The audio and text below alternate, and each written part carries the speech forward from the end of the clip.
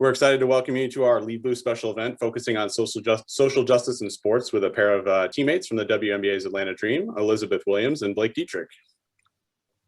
Elizabeth Williams is a veteran of 6 WNBA seasons. She was named a WNBA All-Star in 2017 and was a member of the WNBA All-Defensive First Team last summer.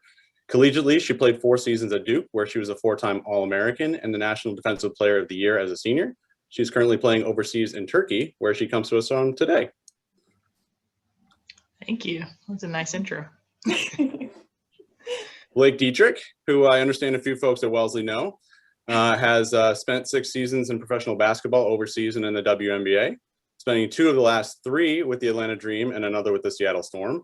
A collegiate standout at Princeton, she helped the Tigers to a 30-0 regular season record as a senior, earning Ivy League Player of the Year and honorable mention All-America honors.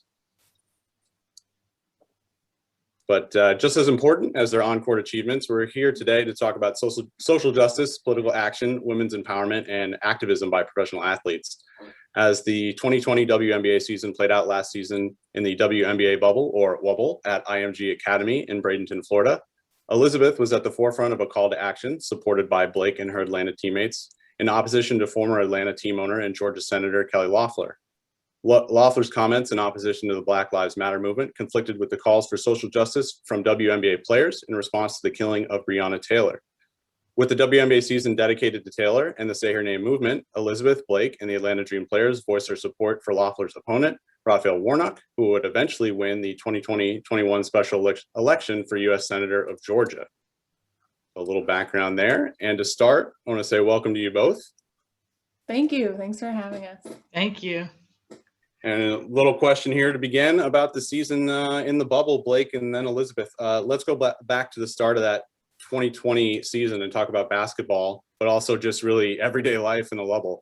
What was that like, living basketball 24/7 for months? Yeah, I mean, we didn't even know if we were going to have a season for so long that the preparation was so strange comparatively to a regular year when you're overseas the whole time. So I flew back from Spain in March, and then we didn't start until the beginning of July. So that was the longest I'd gone since starting playing pro. I'm sure the same for E, without playing organized basketball. So everyone was just kind of nervous, I think, about what the performance was going to look like. And then obviously all of the safety concerns and all of the testing and all of those other things as well. But day-to-day life was not too shabby. We were roommates. We had with our one other teammate, Britt Brewer. So I think we had a pretty good situation. I didn't get super stir crazy. I was pretty happy day to day with our life, but yeah. Yeah, I mean, just like Blake said, our overseas seasons were cut short. I remember everyone was kind of scrambling to get on flights back to the US because we didn't know what the travel ban was going to look like in March. So that was an interesting time. And then everyone was kind of getting creative with staying in shape because we had that time of not knowing what was going to happen. Not knowing what the protocols would look like, if people were going to opt in or out. So yeah, it was interesting. But once we got there and once we realized how the testing was going to go and kind of got our daily schedule, I think things calmed down a bit. And it was helpful, obviously, having Blake as a roommate and her cooking and we just, we had fun. We tried to keep ourselves sane and we were fortunate, obviously, to be able to play in the pandemic and still have the sport that we love. So that was cool. And obviously the pandemic was looming. Was there ever a point where you felt like you got used to the experience, or was it always kind of in the back of your mind? Honestly, I think as we realized that we were going to leave, I was kind of nervous because I felt safe in the bubble because I was like, oh crap, the regular world doesn't get tested every day. And, you don't know what everyone else is doing. So I think that was honestly the biggest adjustment, was feeling really nervous about what the whole world was doing because we were kind of in this safe space in regards to the pandemic itself. Yeah, I think I had that moment in the Tampa airport, the day we left, and I was seeing people with pulling their masks down, and I'm like, I don't know where you've been. It was just so different. And obviously testing got monotonous, but the moment I left, I was so grateful that the league had taken such good care of us and made sure that all those protocols were in place. So, yeah. Now, obviously, the pandemic we touched on a little bit there, but there were we'll say other issues bubbling at the time. The season starts in July. The WNBA players organized to dedicate the year to Breonna Taylor and the Say Her Name campaign. Elizabeth, can you talk about where that idea originated and why the players felt that was an important step to take?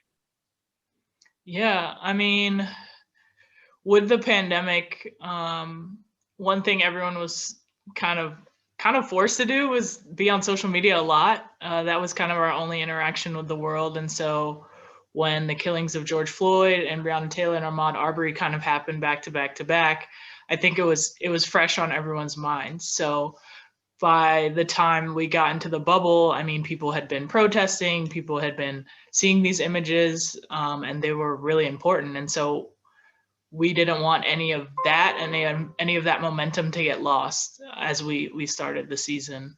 So it was a priority from day one as we were negotiating not just the COVID protocols, but okay, what does social justice actually look like in the bubble? Yeah, I think a lot of people were deciding about whether or not to opt in or opt out of the season, and I think it was extremely important that the season was about more than basketball for people, in order for people to want to play and feel comfortable playing and using our platform for good other than just sport, which is great, but for things that are greater. And unfortunately, as we know, not everyone around the league felt the same at the same time. The former team owner of the Atlanta Dream, Kelly Loeffler, who was a senator from Georgia, she released a statement in opposition to the players' calls for social justice that you were discussing, Elizabeth. She wanted less politics in sports and was opposed to the Black Lives Matter movement. For you and then Blake, what were your first thoughts on hearing that statement? It was frustrating when we thought about all the conversations that we'd had about what the season was going to look like, when we were just thinking about how intentional we could be, whether it's talking about voting, whether it's talking about the Say Her Name movement, about these organizations that have been on the ground. And so we felt like she was just really attached from the reality of what people were facing. And I think it was important for us to double down on our work. And I mean, eventually it led to supporting Reverend Warnock, but I think initially it wasn't even about that. It was just about continuing to talk about why the Black Lives Matter movement is important, especially as a league of majority of Black women, and how this impacts us personally, and then how we can move forward with that. Yeah, I think our statement that we released as a team, Elizabeth was the mastermind behind that, and I think it was so articulate in the fact that she was the one making it political. For us, it was a human rights issue.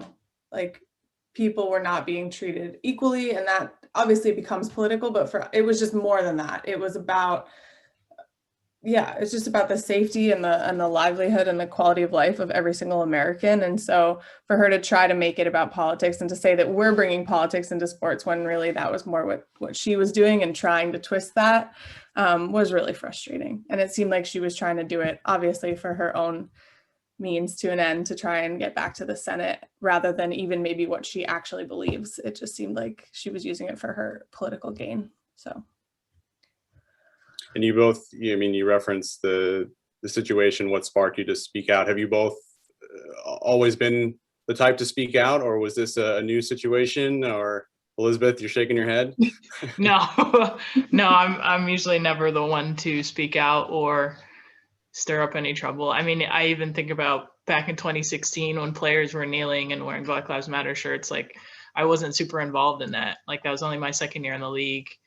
I think I might have been a player rep at most, but I still wasn't really comfortable about speaking out. But I think for me this year, going to my first ever protest, being a part of our union, having really tough conversations kind of forced me to, and of course the situation with our owner, it kind of forced me to step outside of myself and speak up. And we did something really special, but I'm not typically the one to be on the front lines and be the spokesperson for others.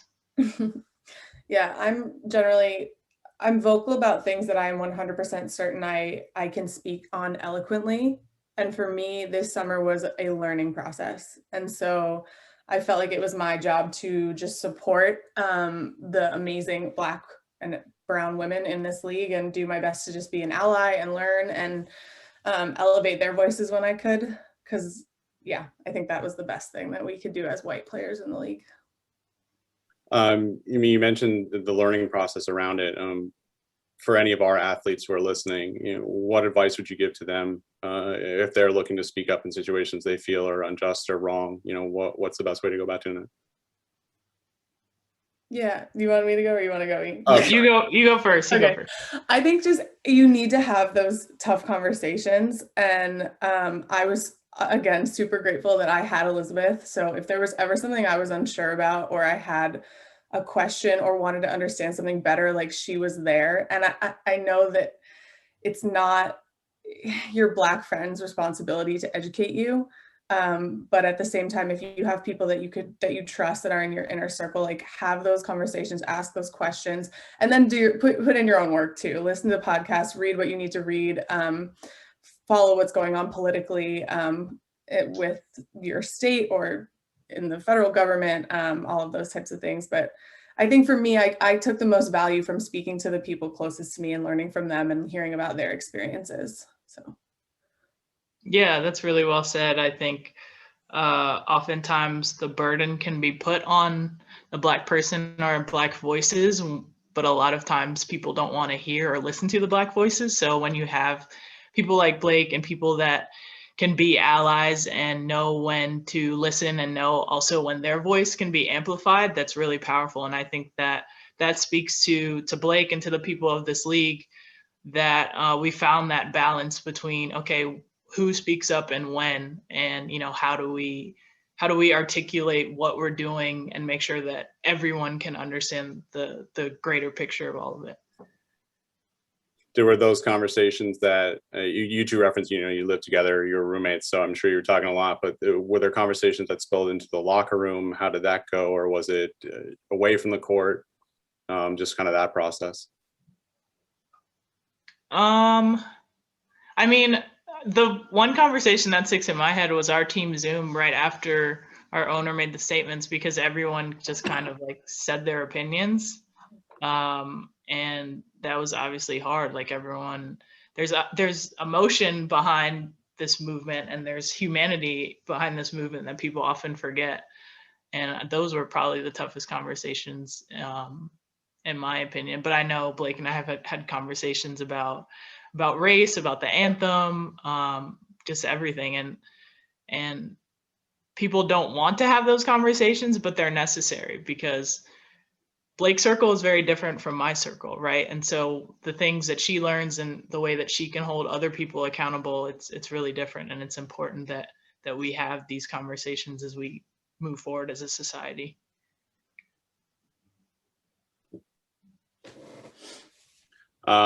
Season progresses. Elizabeth, can you read a powerful statement on national television. Can you talk a little bit about the decision not to play following the shooting of Jacob Blake? How did that statement come together? You just referenced, was it a similar process? And why was it important for the players to reiterate the calls for social justice at that time? That day, it wasn't like a simple, like, all right, we're not going to play. Like, this was a really tough conversation. I mean, by the time we got to the gym, like some people started warming up and shooting because we thought that we were going to play. And then when the Mystics arrived, it was like the conversation was shifting, because in their minds, they were already going to make a statement. They had, their Jacob Blake shirts with the 7 bullet holes in the back. And on the bus, they felt really uncomfortable with the idea of playing on a day that just felt bigger than basketball. So, some people said, hey, like, I have a son who's here in the bubble with me, and I see him when I see these shootings, and it's really hard for me. And other people were saying, hey, we've had this amazing platform to play this nationally televised game. Like, what a perfect opportunity to play and talk about these issues. So we kind of were going back and forth in real time. So by the time we agreed to not play, I was just going through my phone trying to draft up the language that we wanted to use, because again, we wanted to reiterate, Black Lives Matter, say her name. We've been doing this work. We don't want this moment to be lost. And then also remind our viewers that their voices matter as well. There's only 144 of us. We're doing what we can do, but we wanted to encourage the fans that at least saw that statement that they can do something too. Blake, what do you remember about that day? Yeah, it was tough. I mean, I tend to be one of the first people on the court, so I was ready to roll, started my pregame routine with Coach Mike. The clock starts at 90, and once it hits 90, it starts to tick down. So pre-90, I'd finished, and DC's still not on the court. So we're like, what's going on? There were rumors that they weren't going to play or what was going to happen. And so eventually they come out and we all start talking, but we're standing on the court having this conversation, two teams, the coaches, Kathy Engelbert arrived, and then Minnesota and LA were playing after us. They eventually arrive. And this whole conversation is happening with the clock ticking down to game time. So it's just this constant struggle of we are professional athletes. We always want to show our best, show the best that we can be. And that wasn't going to happen in that situation, I think, with so much weight of the situation and the way people were feeling. But there was that concern of injuries. Are we going to play? Are we going to warm up, have 5 minutes of warm up and then play? What's this going to look like? So I think at the end of the day, our league has been so incredibly good at staying unified and keeping our message unified and making sure that we are all on the same page and we're always supporting each other. And so I think that was what we did. So whoever wasn't comfortable or was comfortable to play, we all supported the decision to not play and stood by that because it represented something, as E said, just bigger than a game. And you referenced not only for the players themselves, but encouraging your viewers, your fans, what action they could take. How quickly did your research, your plans for action take shape around supporting Reverend Warnock in the election? I'm trying to remember the exact timing, but it was kind of in the works, the work with Warnock. And what was the timing on that? I'm trying to think. Oh, Blake disappeared. But basically we were constantly having our group chats and conversations in our union group chat, our executive committee chat, about what our owner said, what Kelly said, because at the end of the day, it was our team made our statement, but the league and its players still wanted to do something else. And a lot of our work, it wasn't just words, we wanted an action behind it. And so eventually, with our union's board of advocates and connections like Lisa Borders, and of course Stacey Abrams, we talked to them and they said, there's someone else running in the Senate seat that I think would be, interesting to you guys. And it was Reverend Warnock, and he was open to having conversation with us, open to having conversation with all players, and basically he ended up being great. And he ended up it was perfect because he supported, and his work in the past had shown that he was all in, whether it was criminal justice reform, whether it was women's rights, women's health, reproductive rights, kind of all the things that our league represented and the things that we had talked about. He would be able to push from a legislative standpoint. And so it was the perfect moment to combine all of our social justice work with the fact that there was a team owner running in a Senate seat. And so we could, shift our conversation into more about voting, into, a lot of the changes that people want to see can be done based on a congressional or Senate level. And that was really cool. So it just kind of happened organically, which is what I think made it even more powerful. Yeah, I was incredibly proud with the vetting that we did. It wasn't oh, this is the guy running against her. Immediately we're going to support him. I think there was so much background checking and meeting with him as an executive committee, the league did, and then as a whole league, we had the opportunity to meet with him and just to make sure that all of our views aligned. And then just as well, she wanted to make it political. I think that turned out to work better for us than it did for her. So and it became political, and you encouraged people to vote, and people did vote, and it became clear after pretty quickly that your calls for change helped rally the vote for Reverend Warnock. What was your reaction when you first saw that? What was the reaction of some of the players? What was that like as you saw, you know, this movement kind of take shape in a real visible result in that way?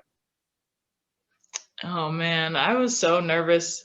Well, I was nervous the general election just because of that. And then then it goes into a runoff and I'm like, okay, I have to be nervous again in January.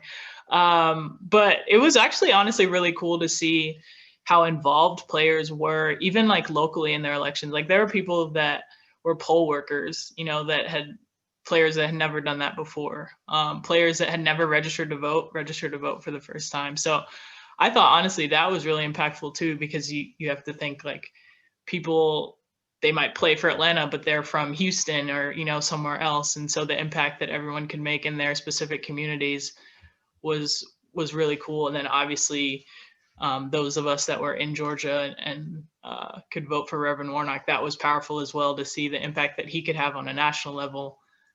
So yeah, that moment was just incredible. Yeah, it was just so much joy and so cool that because you wonder, I think, and a lot in politics, the individual American wonders, like, what can I do? Am I really making a difference? And I think this is 100% proof that your vote matters and you can make a difference and you can change things when you speak up and use your voice. And I think it was just so encouraging to see that success. You mentioned quite a different moment, a lot of different moments, a lot of ups and downs. If we go back to the bubble here, can you pinpoint a favorite moment, whether it's as a team, it's, you know, politically, is it some of these other things we mentioned around social justice? Is it on the court? Is it all the above? Feel free to run through them. Is there a favorite moment that you can recall? I have a really stupid one that I'll say first. That works. That works.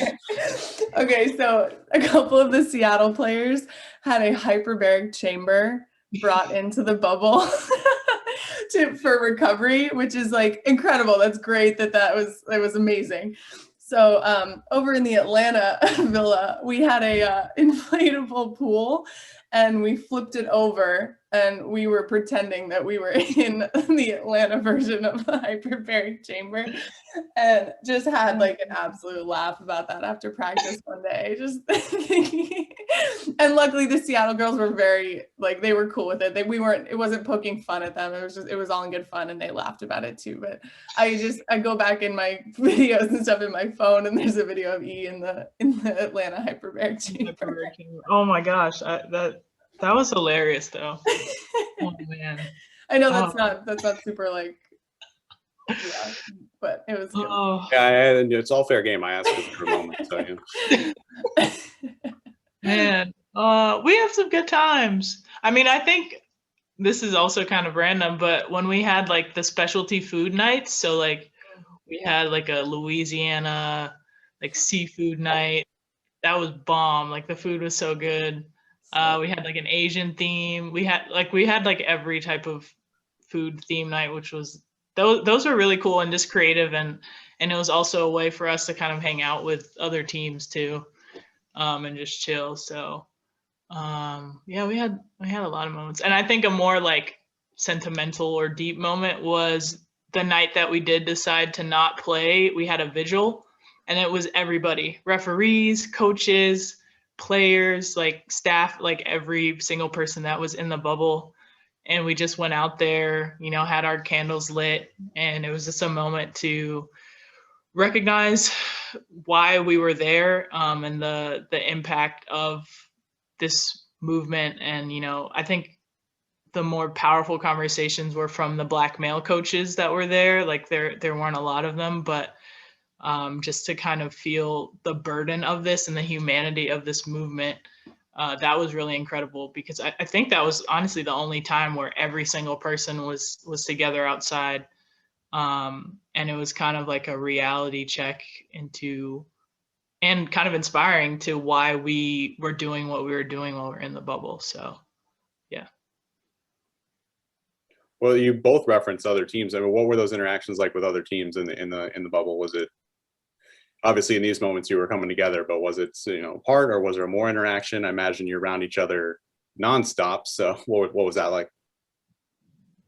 I mean, there were moments it was annoying, like if you just lost to a team and then you see them at lunch, because generally speaking, that would never happen in the regular season. Like you hop on the plane and you're gone, but it's like, dang, I got to see LA this whole week, like, so that was probably a very unique aspect of the bubble life that people probably didn't like. And seeing the refs all the time. They were everywhere. They like took over the pool. I was gonna say that. I think team to team it was fine mostly, but like seeing the officials after a game, I think got under some people's skin. But yeah, it's nice. You have friends on other teams. Like you're not isolated to your own team. So it's so unique. You usually make one road trip a year. So I would go to Seattle one time and see those people, but to be able to see them every single day if I wanted to, or one weekend or whatever, it was a blessing. I think there were a lot of good things that came out of the bubble. And then for better or worse, I mean, those calls for action, the good moments, the stupid moments, however you want to reference them.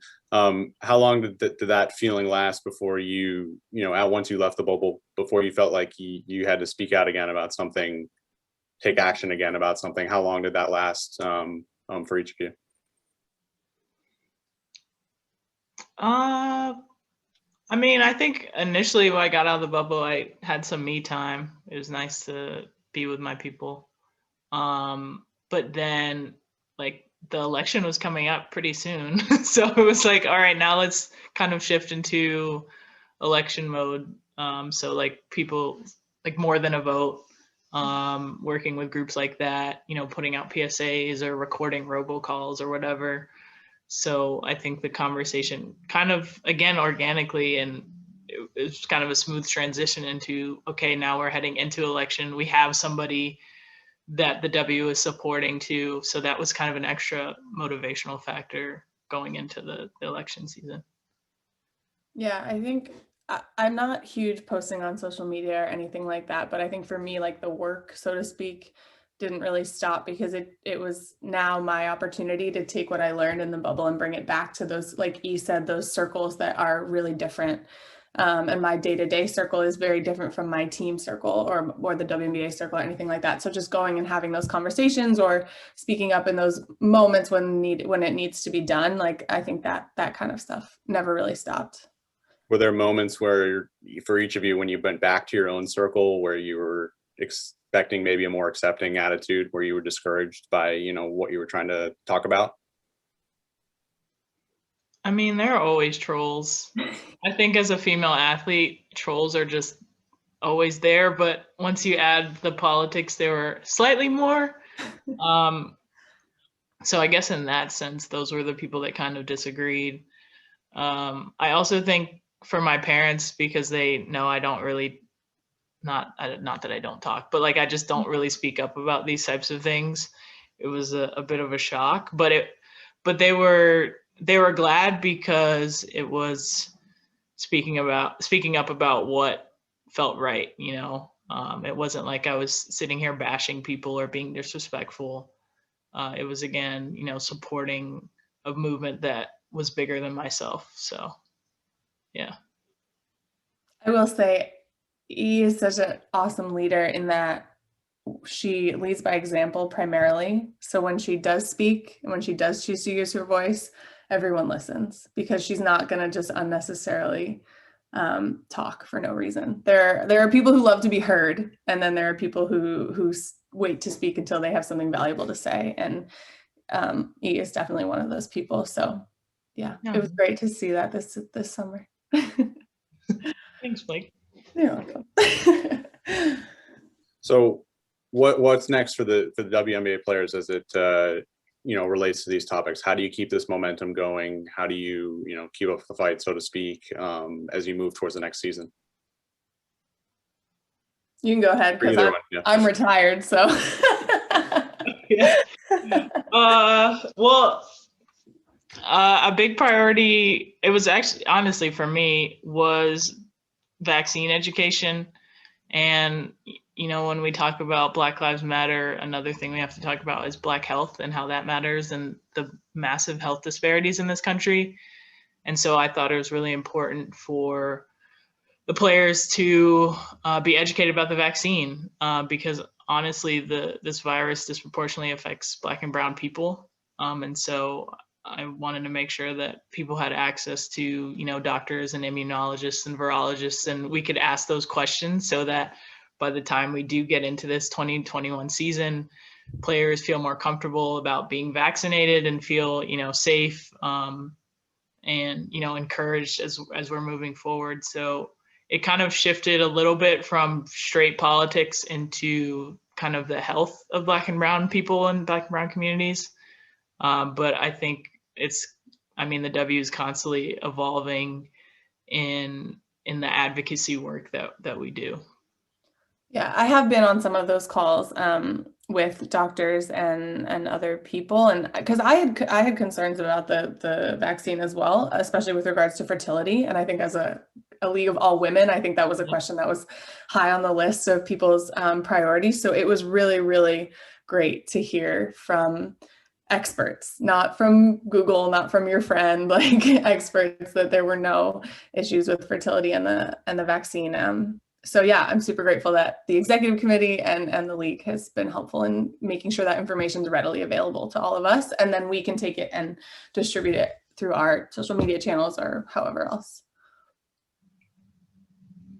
Elizabeth, you mentioned the sort of the safety of the bubble. You can answer if you want or not, but how are you feeling about the travel with the upcoming season? Obviously, you're overseas now, so.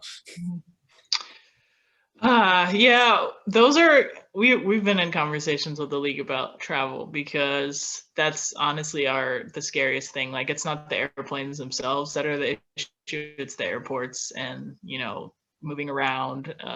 So I think that's like in our conversations, but I don't know. I'm hopeful that, you know, the league will make decent protocols for us and we'll feel comfortable as we move forward. And I'm also hopeful that by the time our season starts, since we do play in the summer, that more people will be vaccinated and players and fans will feel more comfortable with, you know, what the season looks like.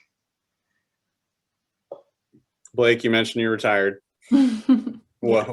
What's next for you?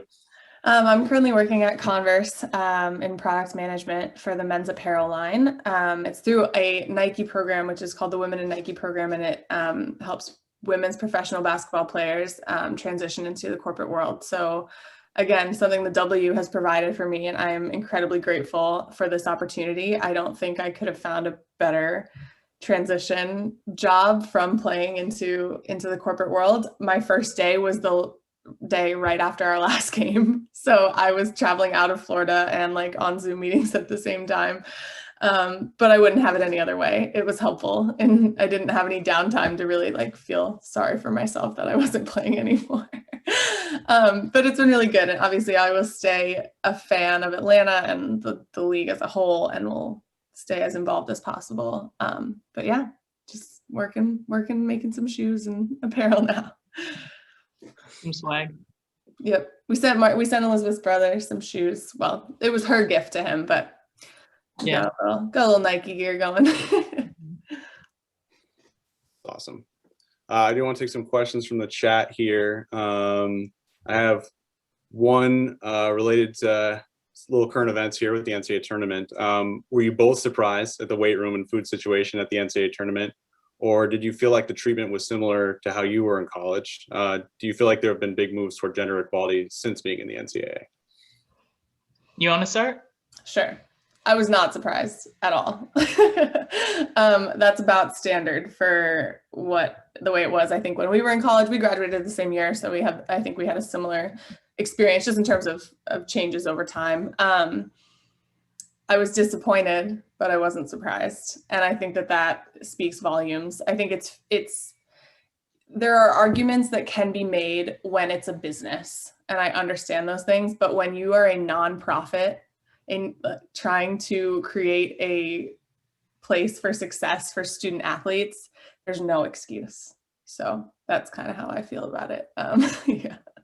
Yeah, exactly. And I think another important aspect too is like, players aren't afraid to speak up.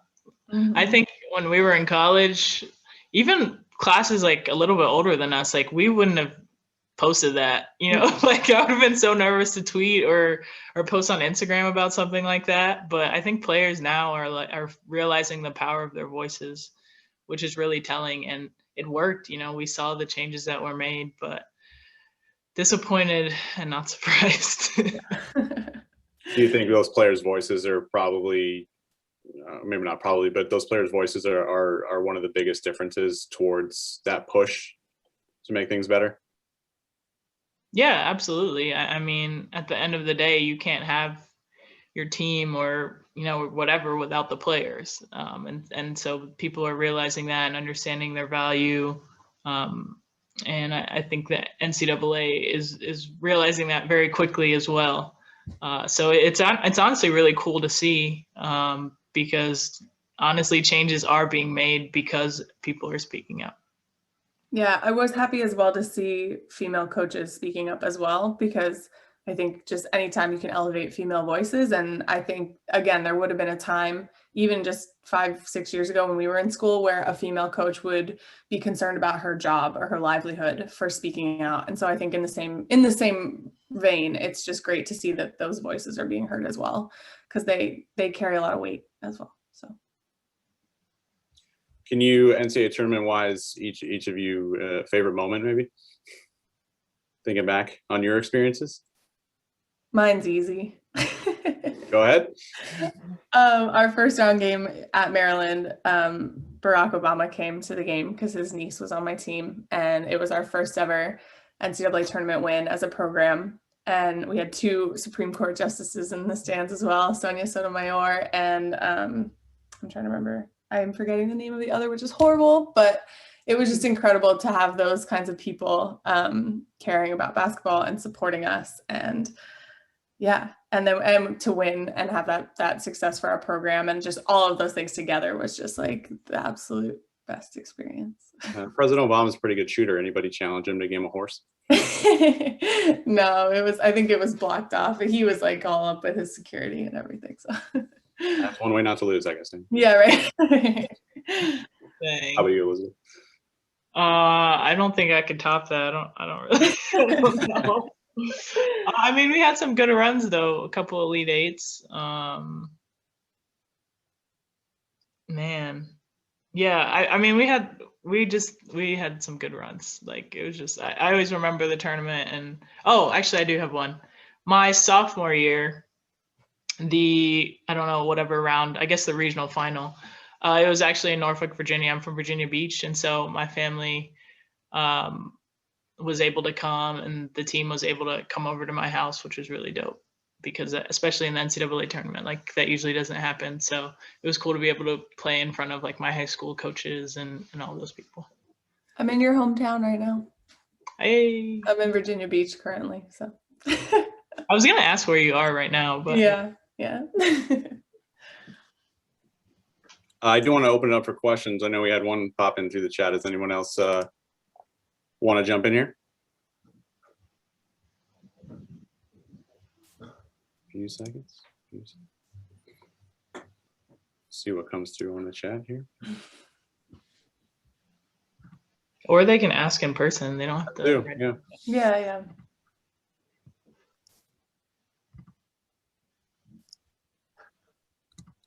All right, I'm going to jump in. Hi, Elizabeth and Blake. My name's Amy Burke. I have the honor of working here at Wellesley College. It is just an amazing, empowering place, both professionally and personally, and then to have programs like this and have you guys come and speak, and working with colleagues like Miles to do this is just really a thrill. So really exciting.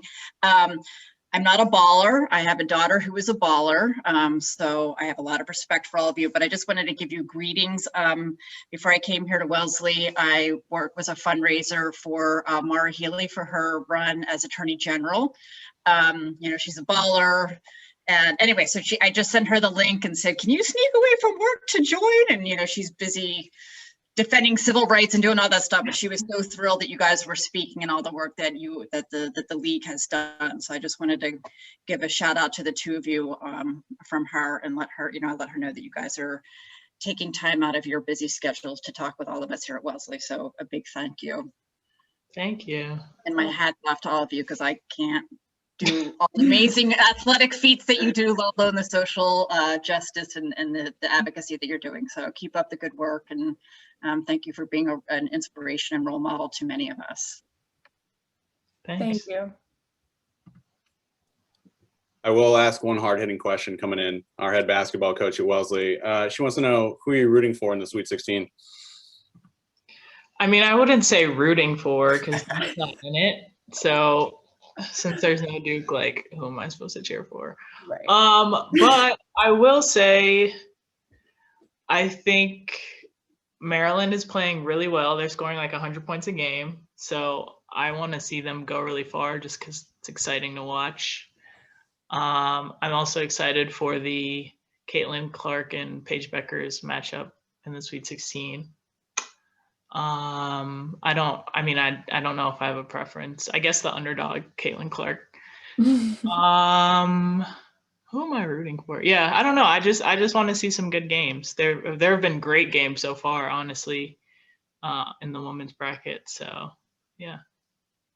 Yeah, I don't know who necessarily I'm rooting for, but if I had to choose, I'd go with the nerd school and root for Stanford.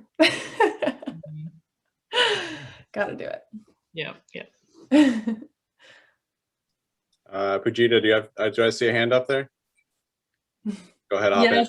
Yes. I wanted to ask earlier, I think, Elizabeth, you mentioned doing interesting workouts when you didn't have access to like gyms and stuff. What were some of those workouts for both of you guys that you did to stay in shape? Well, the Nike training app is free and has literally every possible workout you could ever think of on there. So I would highly recommend that. I also got an Airdyne bike, so I did a bit of that. A lot of body weight stuff, push-ups, dips, the usual. What else? But yeah, I mean, the Nike training app had honestly really good and tough workouts, and you can edit it based on the amount of equipment that you have. I'm sure Blake can talk about that more, but Yeah. Well, I just found out it was free pretty recently, so that was a new addition to my phone. But yeah, I think same type of stuff, running. The toughest thing was finding a court for me, so just kind of trying to get to an outdoor court where they hadn't taken the rims down, because a lot of places did that to deter people from playing. And just getting some time playing basketball was tough. I like to jump rope. It takes no space. That's a really good one, good cardio. And then, yeah, just working with what you have, you can do so much with your body weight. But when we immediately got to the bubble, we had to quarantine for a few days, and E and I and our roommate put together like a little circuit outside with what we had. We just had like bands, and I think that was it. We had bands in our body weight, and like, it was a good workout. It was a solid workout. So yeah, it can be tough, but you can make it work for sure. Thank you. I got one hand up there, Darlene.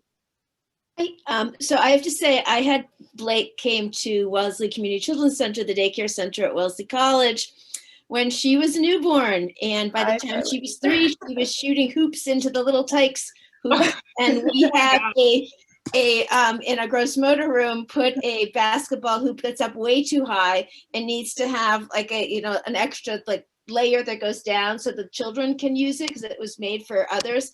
And Blake, when she was in the purple room, thought that was ridiculous and always aimed high and above to be able to get all the way to the top. So we have very special memories of our athlete. And I would love to ask both of you your thoughts on children, and especially girls, and what we can do as educators to encourage them in their athletic ability. And when is too young, and what helped you to find a passion and keep a passion all the way through college and into a career for a sport that you loved?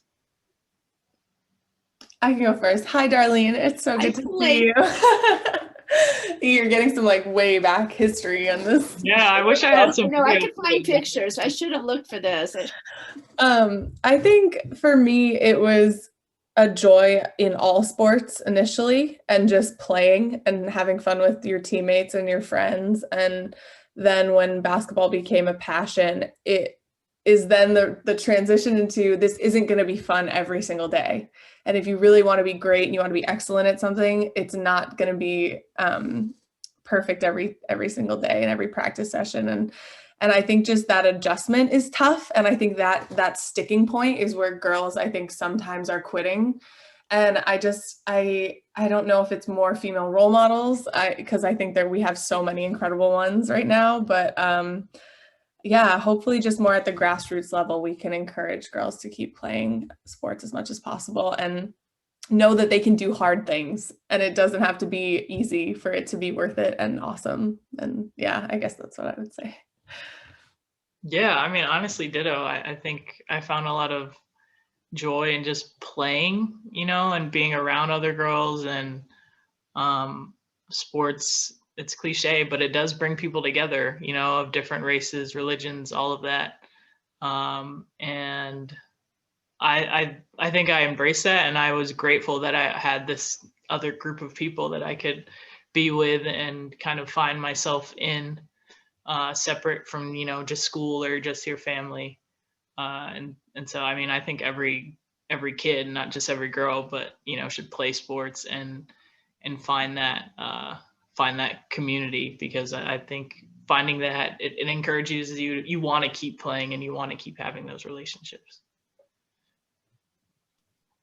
Send one more from the chat here. What is one piece of advice you have for our current students as they continue to learn and discover during their college experiences, whether it's personal, professional, athletic, or otherwise?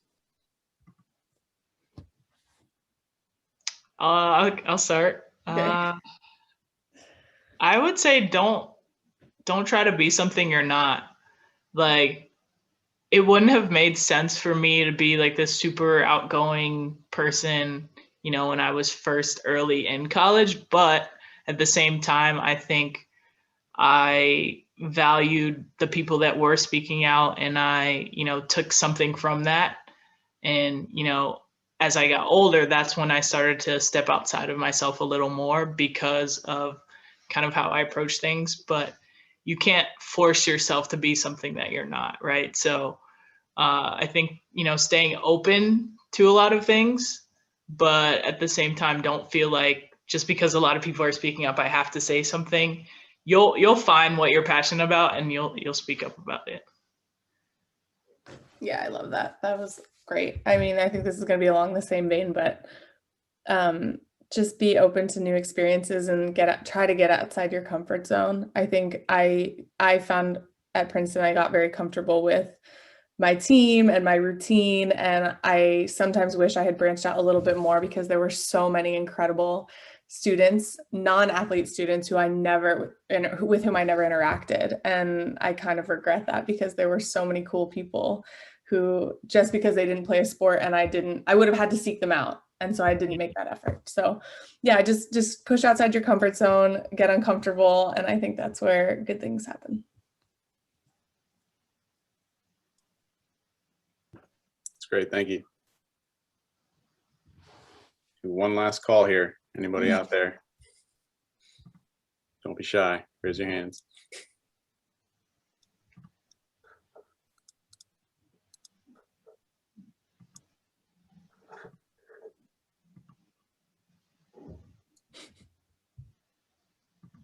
Oh, there we go. Ellie, what do you got? I was just wondering who like the most interesting person you've talked to or like played against has been in your WNBA experience. That's tough. I think one of the most interesting people is Diana Taurasi, because she's like so cool. Like, she'll just like talk to you, chill, whatever. But on the court, she's like the meanest person ever.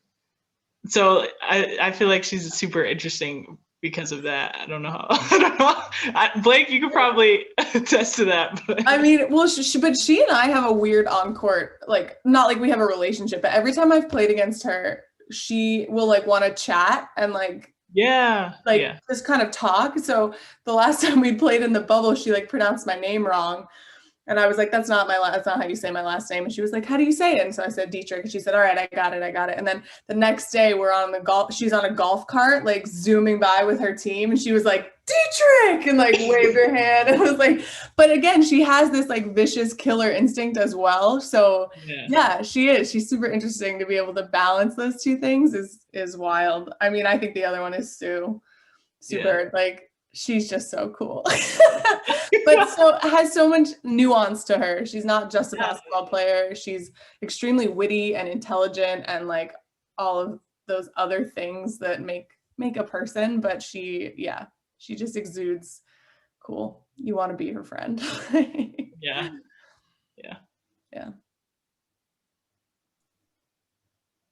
You say it's not the same with each of you, your on-court, off-court personalities. You between the lines similar to outside the lines, or a little bit different?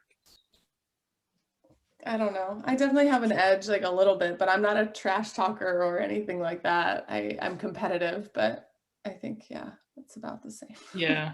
I mean, I don't talk to people on the court, but I do block a lot of shots, which surprises people because I don't really talk off the court. So they're like, why did you throw that in the stands? And you're just like sitting here smiling. Like, so yeah. So block a shot, but be nice about it. It's fine. Or 4 in a row. That one. Yeah. I'll like catch you them off The guard. same person. Oh man. All right, probably time for one more question if anybody out there wants to jump in.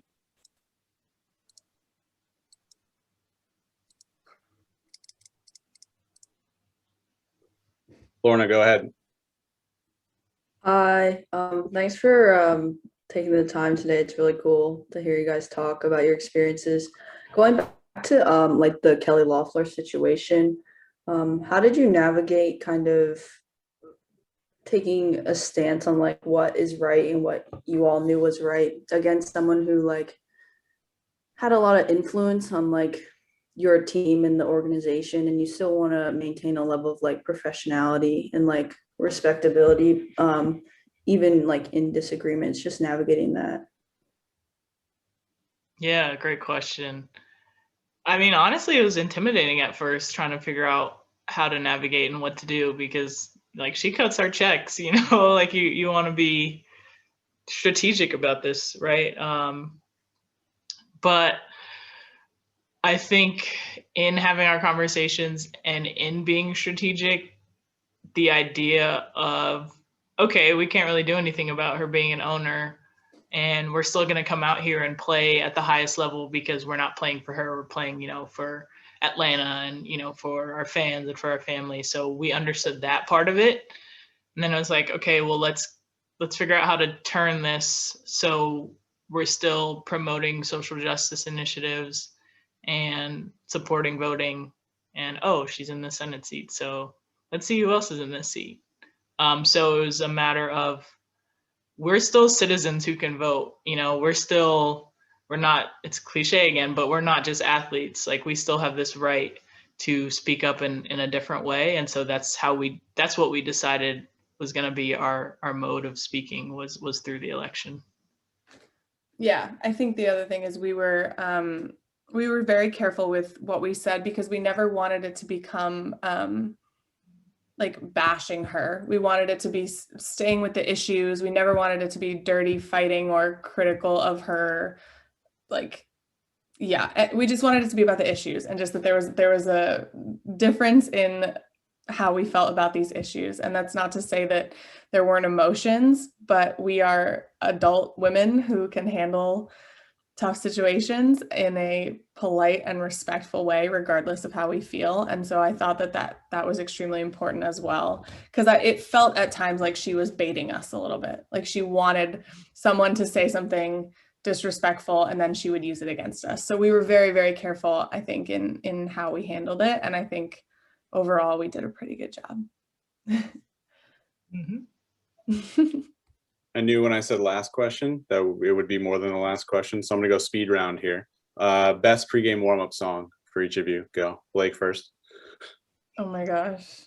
I was listening, no one's gonna know this song, but the song I listen to like every day before the on the bus to the arena it's called Magenta Rhythm, and it's like a DJ. It's like just Like like EDM? super, yeah, like just kind of like head pounding, get you going kind of thing. Oh, that's terrible. We'll send you a clip when that's on a warm-up mix next year. No, I feel like we all have at least one of those songs. Yeah. I don't know about go-to, but something by Drake probably, or Future, that makes you bob your head like Blake.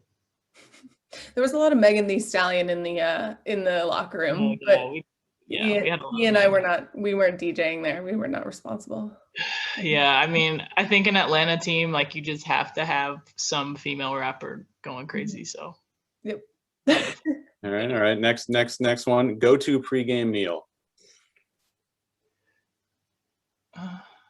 Probably a pasta dish. Some pasta. Chicken and sweet potato, and some sort of green vegetable as well. Yeah. And coffee. Even if we were playing at 10 p.m., I had a coffee. How long does that one go back with coffee? Since college, but I was thinking about it the other day, and I realized how much cream and sugar I put in my coffee in college. I'm like, I didn't like coffee in college. I just did it for the caffeine.